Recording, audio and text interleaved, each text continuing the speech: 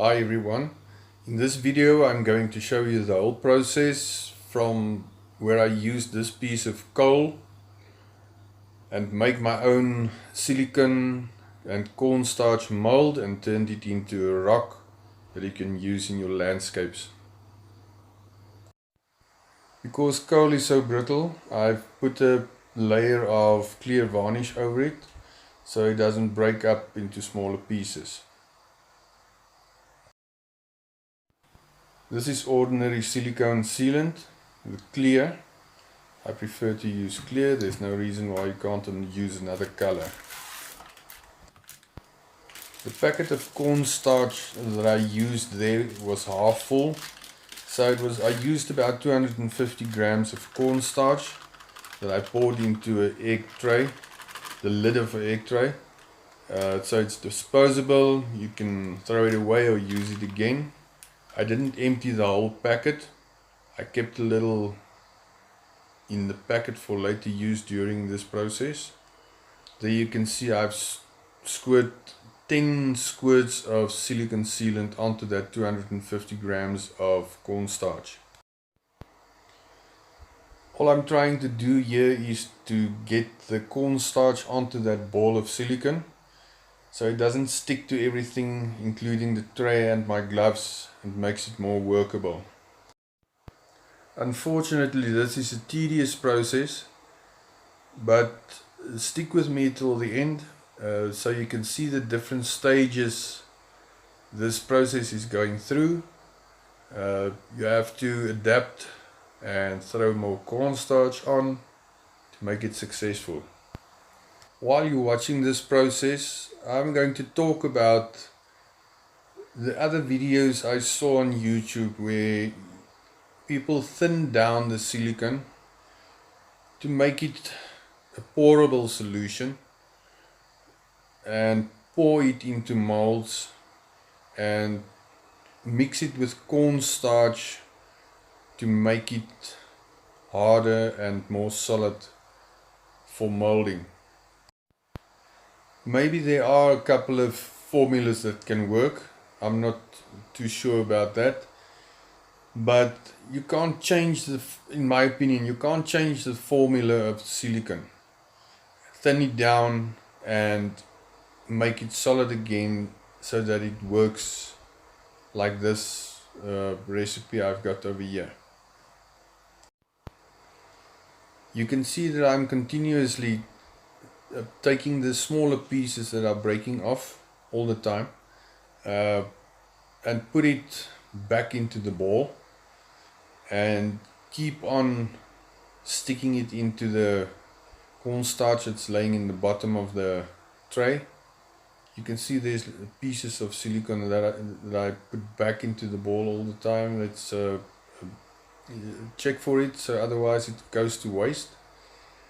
And here I'm starting the kneading process, and you saw that I'm continuously pouring small amounts of cornstarch onto the ball of glue to make it more workable.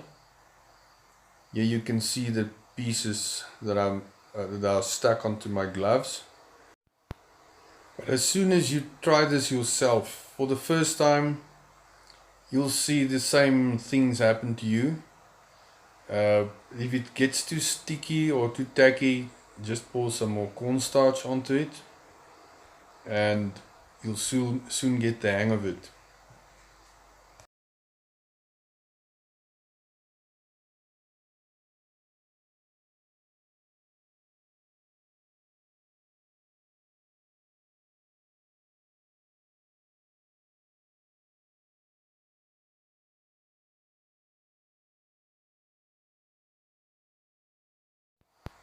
Here you can see the glue is getting much more workable and it's easier to work with, and it's almost ready to make the mold.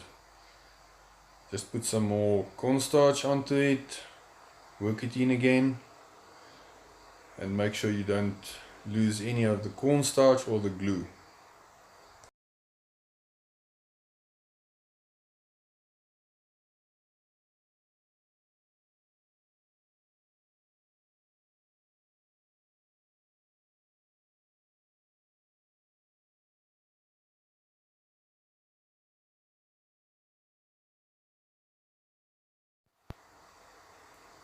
There you can see the insects flying into my face. I'm starting the process of flattening that ball of silicone. Now I'm pressing the ball onto the piece of coal. I prefer to make thicker edges because when you remove the piece of coal, you will break the edges, and if you got thicker edges, that won't happen. Put a cornstarch onto my gloves and started pressing the silicone down onto the piece of coal.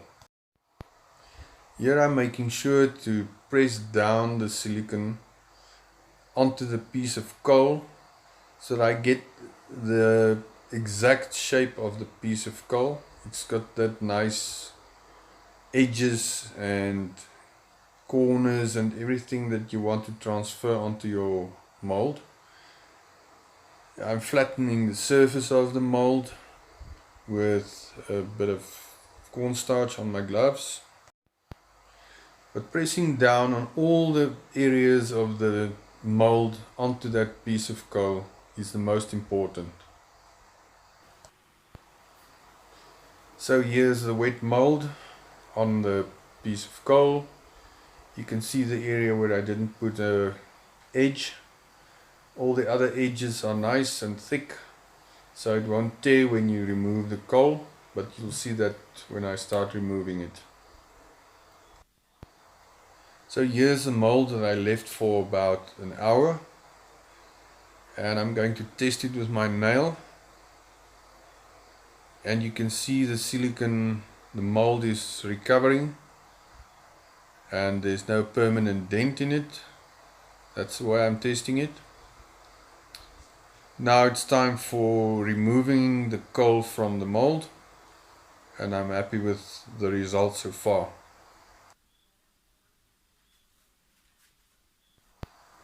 Here I'm starting with the process to remove the mold. You see that the thinner areas, there where my thumb is now, is problematic.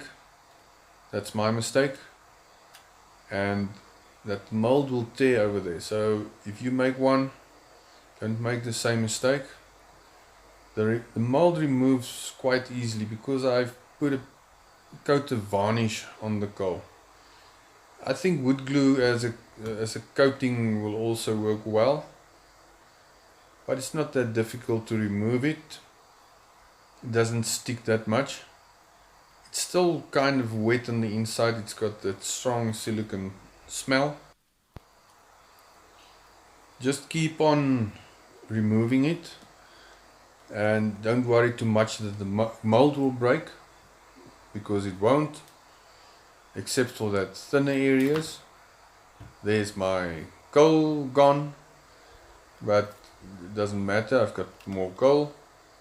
There you can see the smaller pieces that broke off in the corners, but that's not a problem. You can easily remove that and keep on removing and cleaning your mold. So here's the mold after removing as much as I could with my hands. It looks quite nice. If I tilt it to the side, you can see with the lighting from above, all the nice shapes of the piece of coal. That's what makes coal so nice to work with.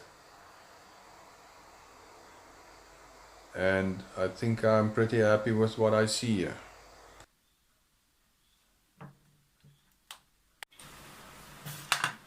Okay, so here I have the final product. The mold that I made from silicone sealant and cornstarch. It's perfect in elasticity. It won't break easily, except for this thin part over here, but that was my mistake. But it's very solid. You can bend it in any way, it won't break, and it will make a perfect cast of the plaster of Paris I've got over here, and I'll show you the cast afterwards and paint it, and you can see it will make a perfect rock for landscaping and dioramas. But a little word of advice: this piece I made in the same way as this one, but I made this one about 6 months ago, and it's lost almost all its elasticity. If I bend it like this, you'll see there's a line opening up over there, a crack, and if you pour plaster of Paris in here, I think you'll have to break this mold to get the plaster out. For instance, this piece over here is rock solid and doesn't bend anymore. So I think you can use it for about one more time, maybe twice, if you can manage to get the plaster out by shaking it or banging it on a table. As opposed to this mold that I made from silicone molding rubber. It's 2-part silicone rubber that you mix with a hardener, and this is more the type of thing that I think you should use for rock molds. I think its lifespan is longer, but it will probably tear easier than the silicone cornstarch mold, but I haven't tried it out that much, but I think this is a better product, but it's much more expensive than what I made over here. This silicone rubber cast cost me about 10 times more than this piece cost me over here. So you have to choose for yourselves. This is much cheaper and it's easier to make than this. You have to mix exactly the correct amounts together to get this kind of result, and this result was also, in my opinion, a very good one. The silicone molding rubber with the hardener cost me about 350 rands, South African, and this piece over here, if you estimate the silicone that came out of the tube and the cornstarch that I used, cost me about 15 rands opposed to 350 rands. So it's much cheaper, you can make a lot of them, and I'm sure you can make a lot of molds that you can store away somewhere that you can use later on. You can even break up little pieces of the cast and use it on your rock walls, and after about 2 months you throw it away, make a new one. Now I'm going to show you how I make this plaster of Paris cast, and I just use normal contractor's plaster of Paris, the cheapest that I can find. And first you need to measure out how much plaster you're going to need, otherwise you're going to waste a lot, or you're going to have too little.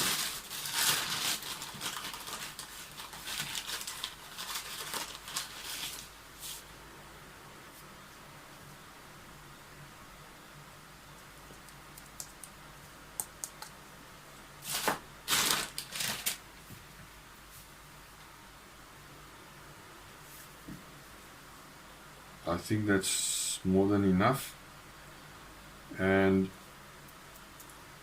I used 1 tab of this.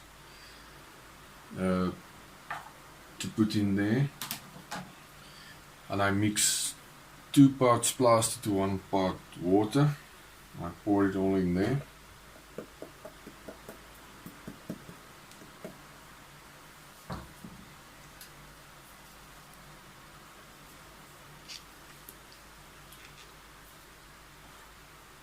Now what I do is I pour a little more than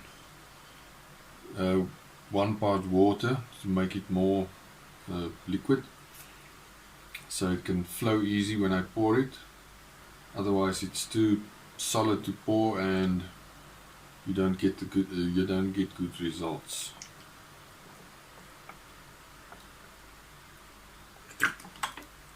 You see I've got a little more than half. Let's see what happens over here.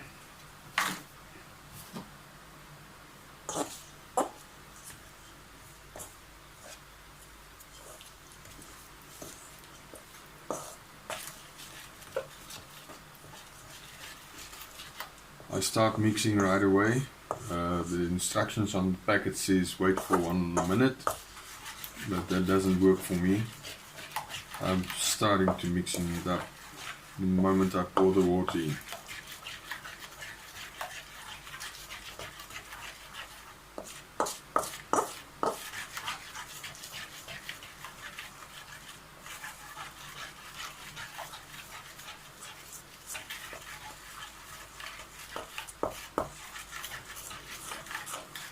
Alright, make sure all the clumps are gone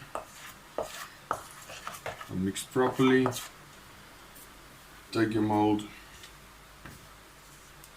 pour it in.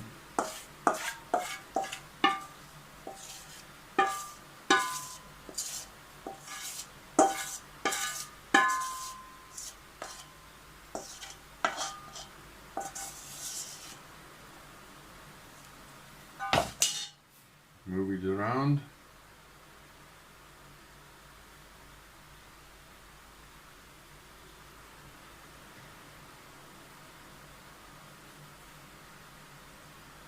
Move it to all the parts you want to have on your rock balls. Just make sure you don't have too thin a piece over here in the middle. But there you have it. I just poured it in there, swirled it around a bit, and now I'm going to let it sit for about 20 minutes. So here, here's my rock face that I casted from plaster of Paris and let it cure overnight. Now we're going to paint it. I made the cast from silicone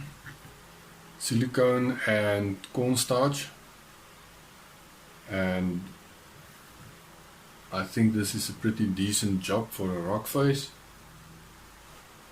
So now let's paint it. First you spray it with water so it doesn't soak up all the paint the moment you put the paint on.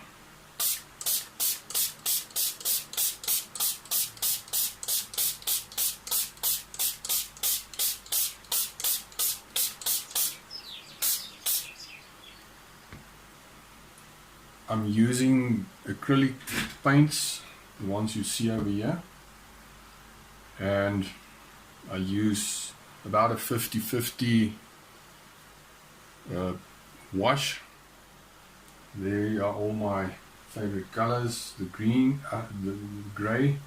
I'm going to start off with the grey. I always stir it first because the paint tends to separate from the water pretty fast. So let's start.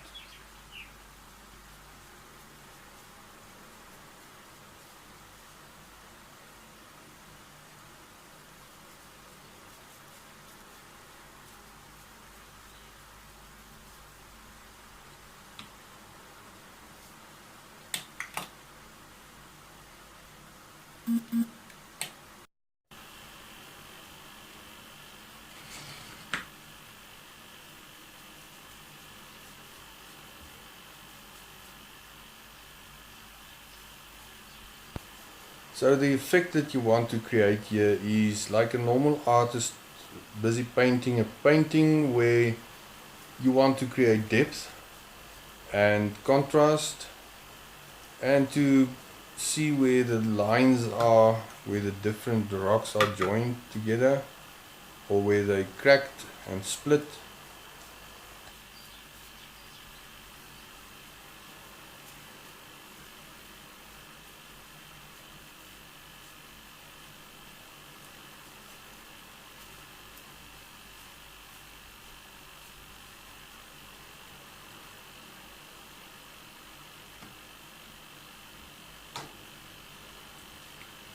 So there's the grey. Okay, now I think I must put in some black in the crevices, see how it looks.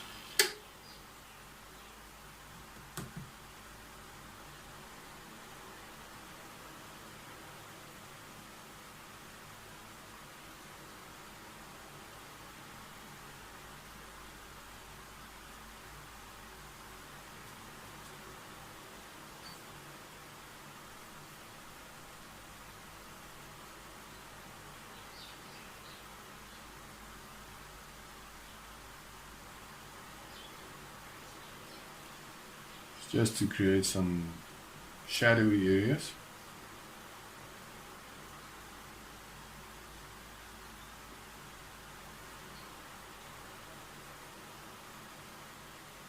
You can probably use a finer brush than mine, but this is my favorite brush.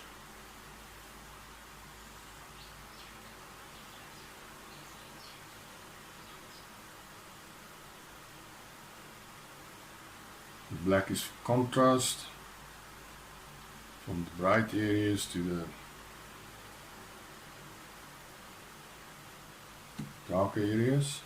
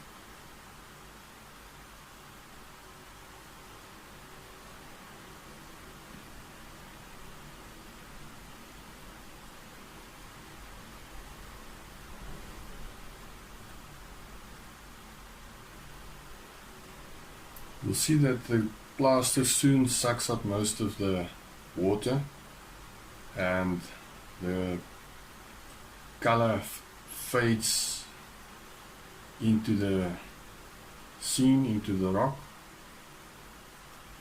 and the effect is less as soon as it starts to dry up. But that's what you want.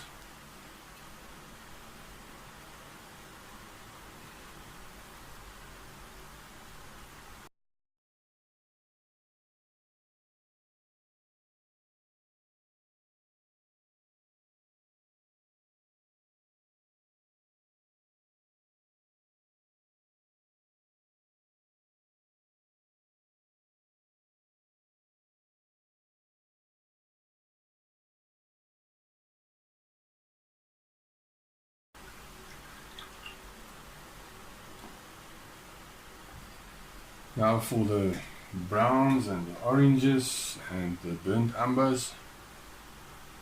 First I'm going to use the burnt umber.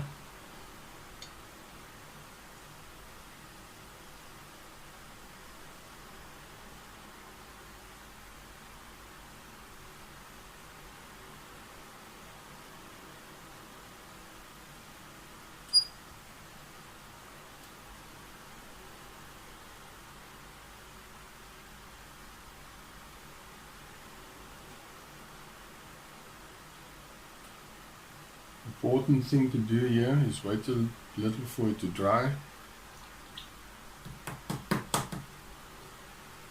Then take some clean water and blend it in with the surrounding colors.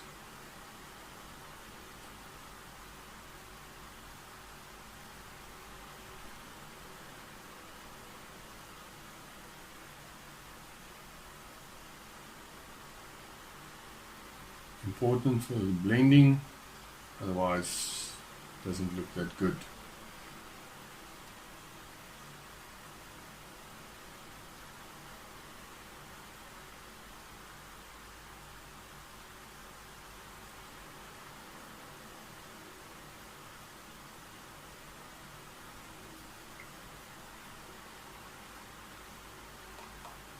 So that's how it looks after the burnt umber.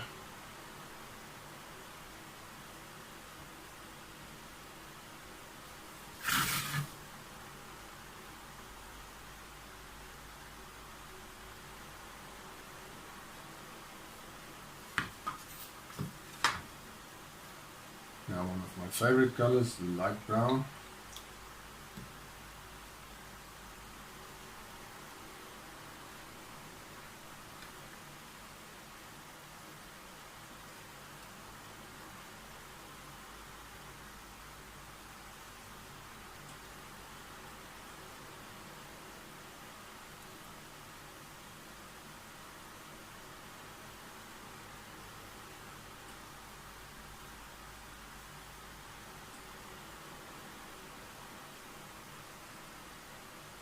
Let it soak in for a while. Just tilt the piece so the excess runs off, so it doesn't make puddles.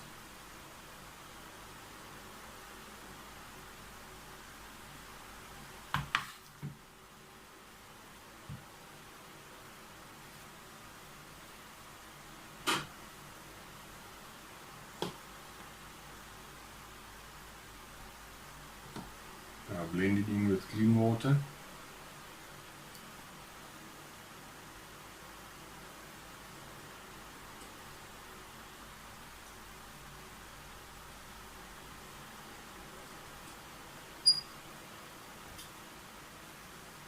Let the excess water run off. Blend it in.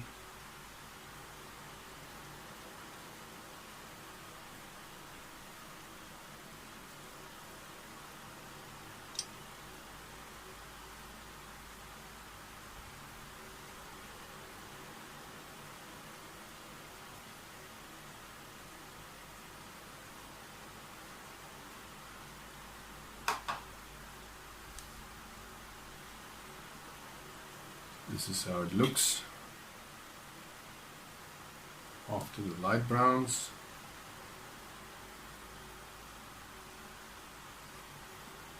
Now for a little orange.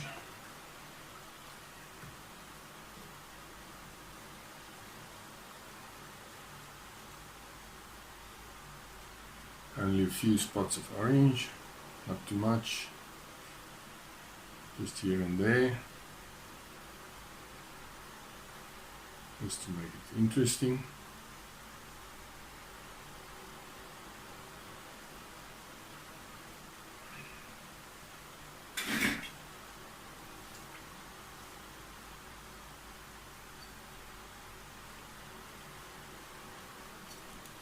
Let the excess run off.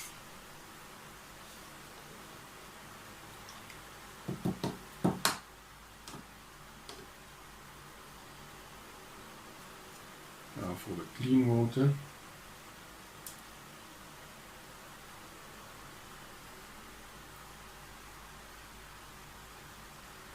Not too much, not too wet. Blending in. Get rid of the puddles.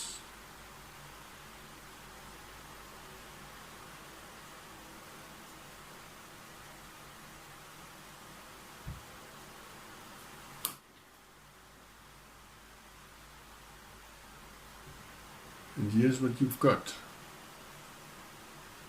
I think it's a pretty decent rock face. I'll zoom it in.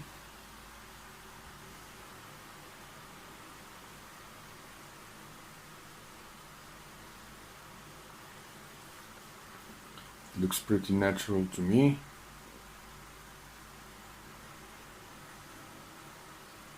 And I think you can stick this onto your poly. I think it looks pretty good. Thanks for watching.